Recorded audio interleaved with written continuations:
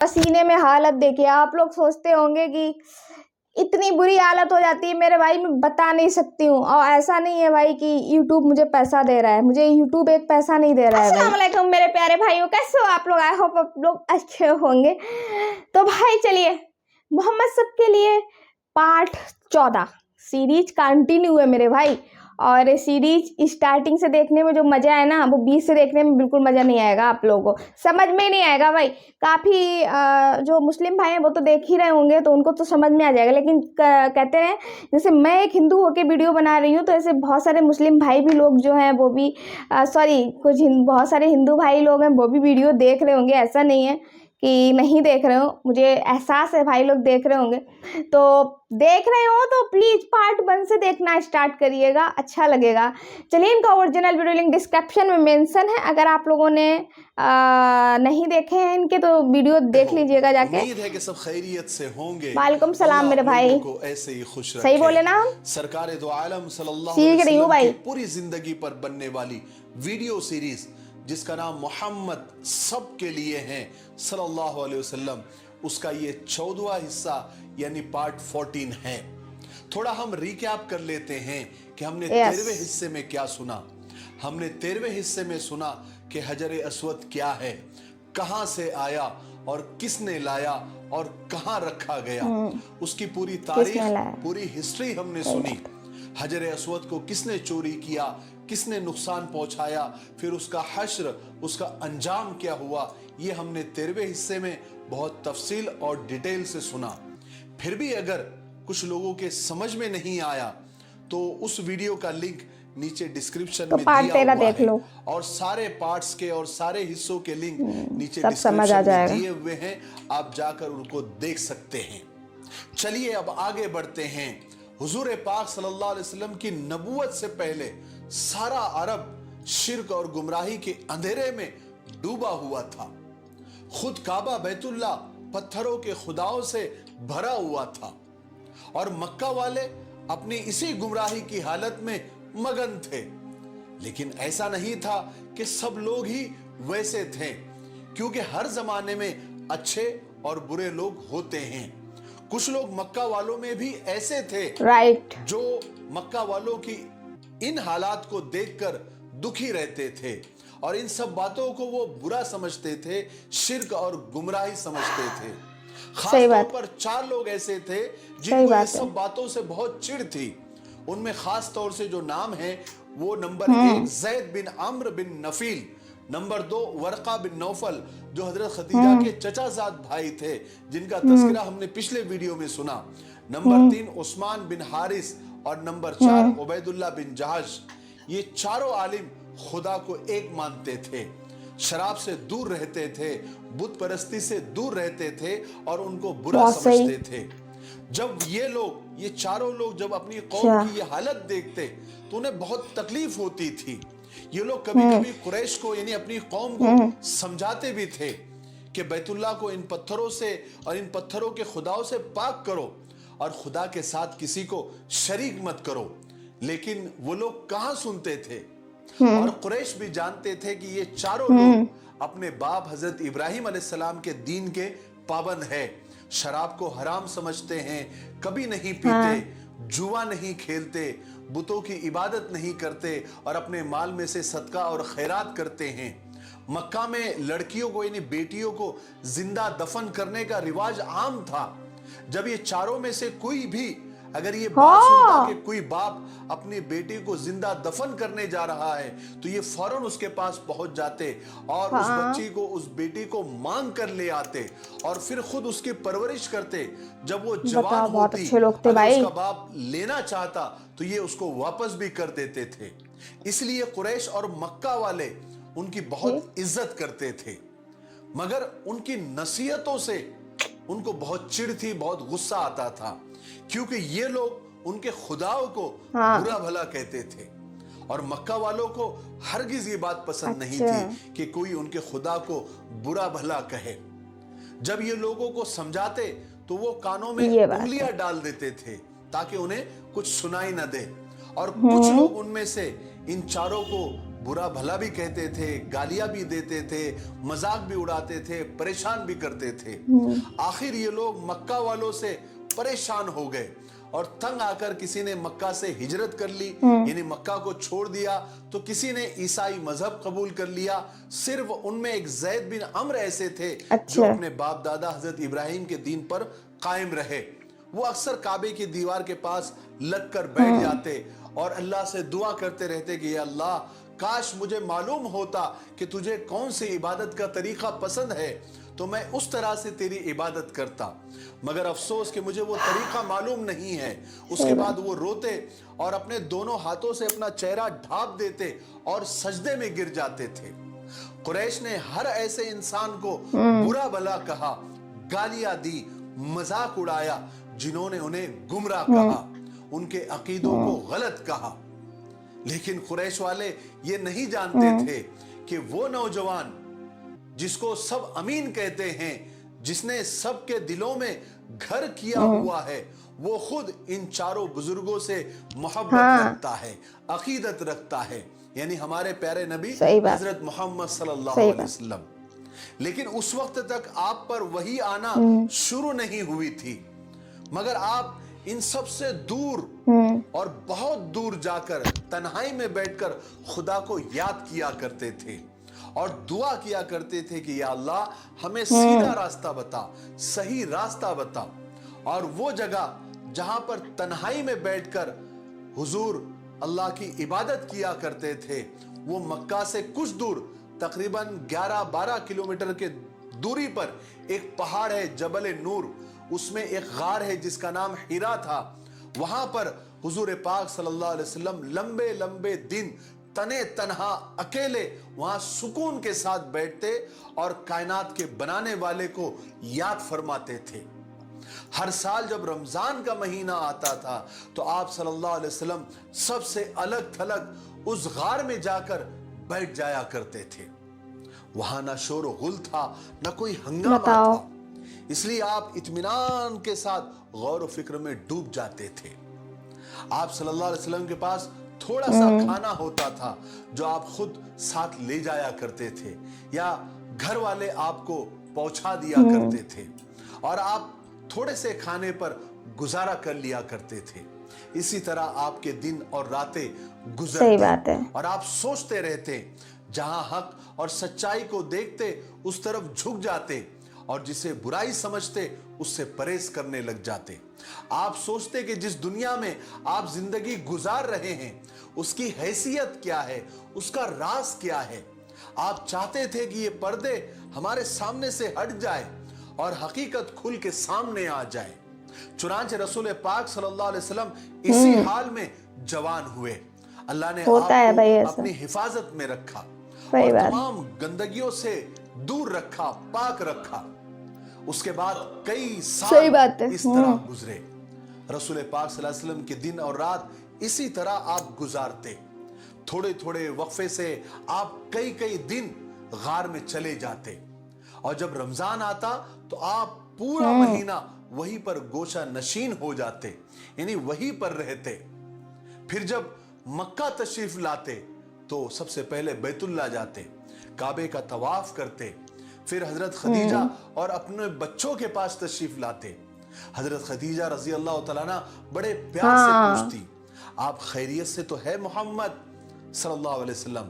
आप भी बड़े प्यार से जवाब देते, खुदा का शुक्र है मोहम्मद सल्लल्लाहु अलैहि वसल्लम। बच्चे आपके पास जमा हो जाते, जो बच्चे छोटे होते वो आपसे लिपट जाते और जो बड़े होते वो आपसे पूछते कि अब्बू आप कहाँ जाते हो, हमको भी आपके साथ रहना है, हमको भी आपके साथ जाना है, हम भी आपके साथ जाना चाहते हैं। आप उनको बड़े प्यार से जवाब देते, उनके साथ बड़े प्यार से पेश आते और बड़ी मोहब्बत से हर एक को जवाब देते थे। और आप सल्लल्लाहु अलैहि वसल्लम जब तक घर में रहते वो वक्त घर वालों के लिए, बच्चों के लिए, खुद हजरत खदीजा रजी अल्लाह तआला अन्हा के लिए बड़ी खुशी और मसरत का वक्त होता था।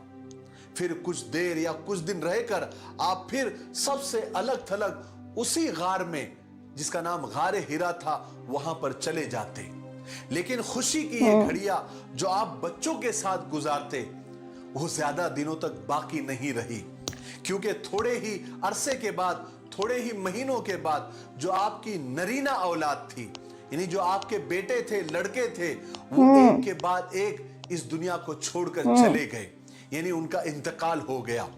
सबसे अरे पहले इनके बेटे बच्चे। जनाब कासिम का इंतकाल हुआ, फिर जनाब तैयब का इंतकाल हुआ, फिर अच्छा। आखिर में जनाब ताहिर का इंतकाल हुआ। अच्छा। सब एक एक करके अल्लाह को प्यारे हो गए। अरे इस तरह आपने गम के बड़े बड़े पहाड़ों को बर्दाश्त किया। सबसे पहले तो आपने बचपन में अपने माँ बाप को बिछड़ने का सदमा उठाया, बचपन में, अब सही जवानी बात। में औलाद को खोने का सही गम बात है। बर्दाश्त किया। सिर्फ आपकी 4 बेटियां, 4 साहिबजादियां रह गई, जिनका नाम हजरत जैनब, हजरत 4 रुकैया, बेटियां, मतलब हजरत 4 उम्मे 3 कुलसुम 7। और सबसे छोटी हजरत फातिमा रजी अल्लाह ताला अन्हुमा। जब हजरत जैनब रजी अल्लाह ताला अन्हा जवान हुई, तो हाँ। आप सल्लल्लाहु अलैहि वसल्लम ने हजरत खदीजा रजी अल्लाह ताला अन्हा के भांजे जनाब अबुल आस इब्ने रबी इब्ने अब्द शम्स से आपकी शादी करवा दी। उसके बाद आपकी दूसरी बेटियां अच्छा। हजरत रुकैया और हजरत उम्मे कुलसुम को अपने चचा अबू लहब के 2 लड़के उतबा और उतैबा से निकाह करवा दिया। अब आपके पास सिर्फ आपकी छोटी बेटी ठीक है। हजरत फातिमा रजी अल्लाह तआला अन्हा रह गई, जो अभी बच्ची और कम उम्र थी। उसके बाद आपका कोई बेटा नहीं हुआ, लेकिन खुदा के फजल से आपको एक ऐसा बेटा मिल गया जो आपके लिए औलाद जैसा ही था और आप उसके लिए बाप जैसे हो गए। अच्छा। हुआ ये था कि एक मर्तबा हजरत खदीजा अच्छा। रजी अल्लाह तआला अन्हा अपने भतीजे हकीम बिन हिजाम से मिलने के लिए गई।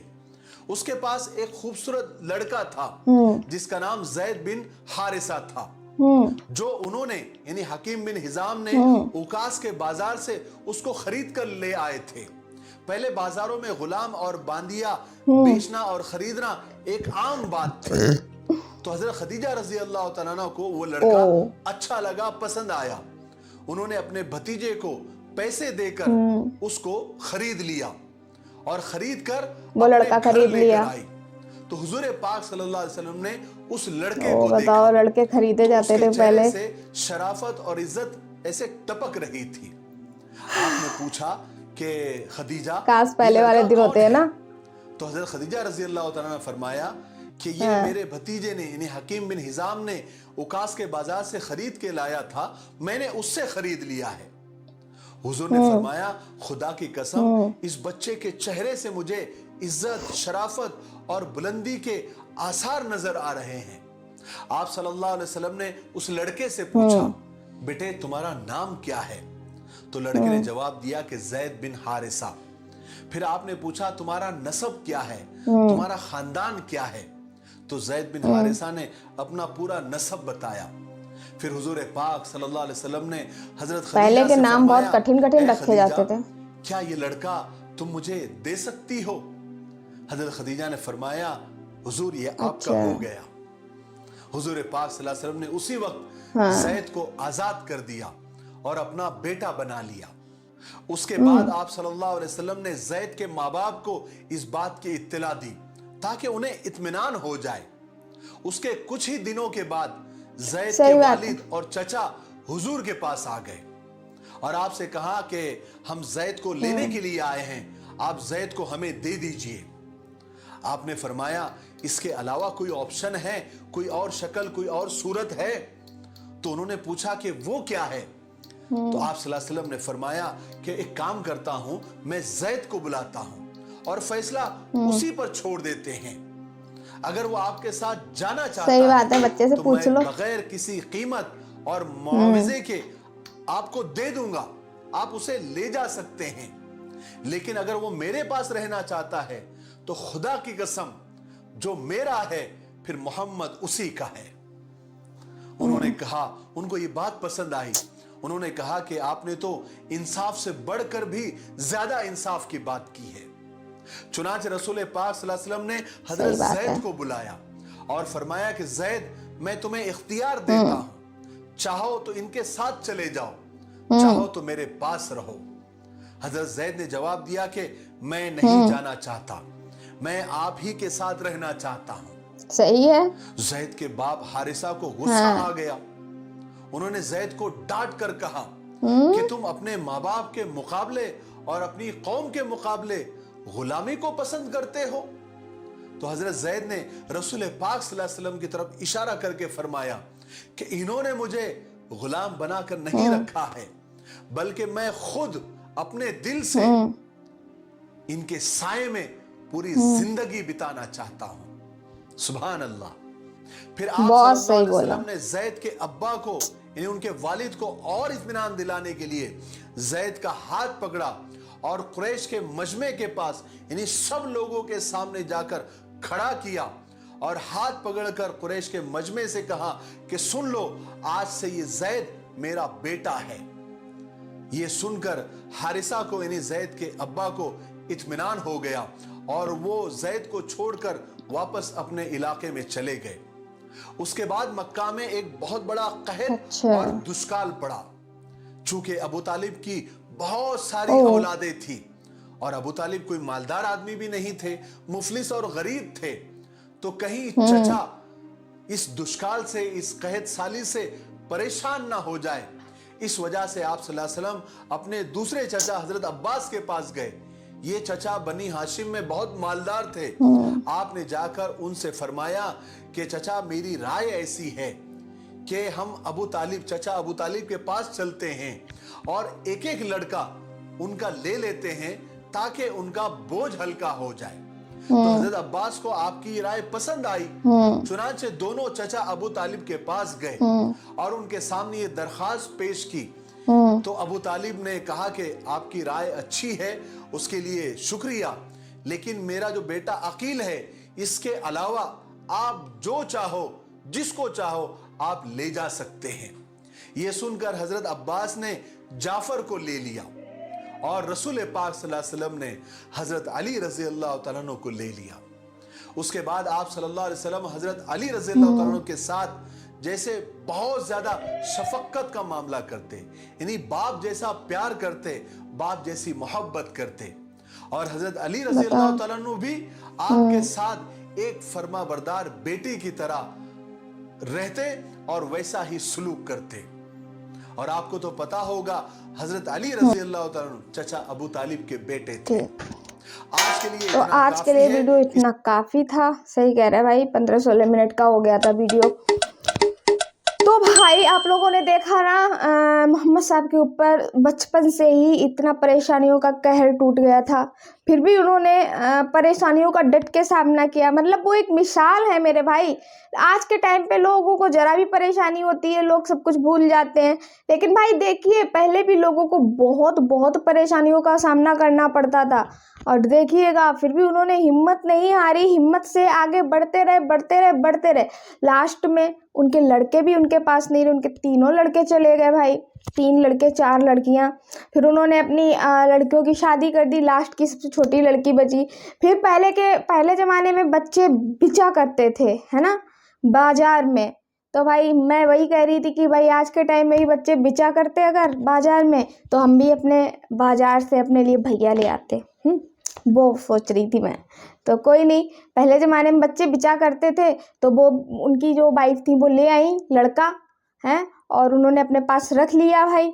तो वो इतना अच्छा था, इतना ईमानदार था, उसकी ईमानदारी देख के उन्होंने अपने पास रख लिया। उसके बाद उनके जब मम्मी पापा लेने आए तो उस लड़के ने मना कर दिया। जैसे अब के ज़माने में लोग कोर्ट कचहरी करते हैं भाई, वही हिसाब था, पहले घर में ही हो जाता था। भाई बच्चा किसके पास रहेगा, बच्चे को जहाँ अच्छा लगे बच्चे को वहीं रहना चाहिए। ये पहले से ही चलता आ रहा है, ये अब भी चल रहा है, बस फ़र्क इतना हो गया अब इंसान कोर्ट कचहरी का हाथ पकड़ लेता है वहाँ। तो ये था रूल्स वही है, बस ये है अब इंसान उनको फॉलो खुद से नहीं करता है, दूसरे की तरफ से फॉलो करता है। कहते नहीं ये 3rd डिग्री लग रही है, तो वो हिसाब है। खैर बताइएगा, चलिए आज का वीडियो कैसा लगा। आई होप भाई आपको आज का वीडियो अच्छा लगा होगा। भाई ये देखिए पसीने में हालत देखिए। आप लोग सोचते होंगे कि इतनी बुरी हालत हो जाती है मेरे भाई, मैं बता नहीं सकती हूँ। और ऐसा नहीं है भाई कि यूट्यूब मुझे पैसा दे रहा है, मुझे यूट्यूब एक पैसा नहीं दे रहा है भाई। हाँ, तो फिर भी मैं वीडियो बनाती हूँ, मुझे वीडियो बनाते अच्छा लगता है भाई। और आप लोग हो इतना मुझे प्यार करते हो, इतना सपोर्ट करते हो, इसलिए मोटिवेट हो जाती हूँ भाई, इसलिए वीडियो बनाती हूँ इतनी गर्मी में। बहुत अच्छा लगता है। थैंक यू सो मच मेरे भाई लोग, थैंक यू सो मच। चलिए मिलती हूँ मैं किसी नेक्स्ट वीडियो नेक्स्ट टॉपिक के साथ। तो अपना ध्यान रखिए, अपने पूरे परिवार ध्यान रखिए। अल्लाह हाफिज़।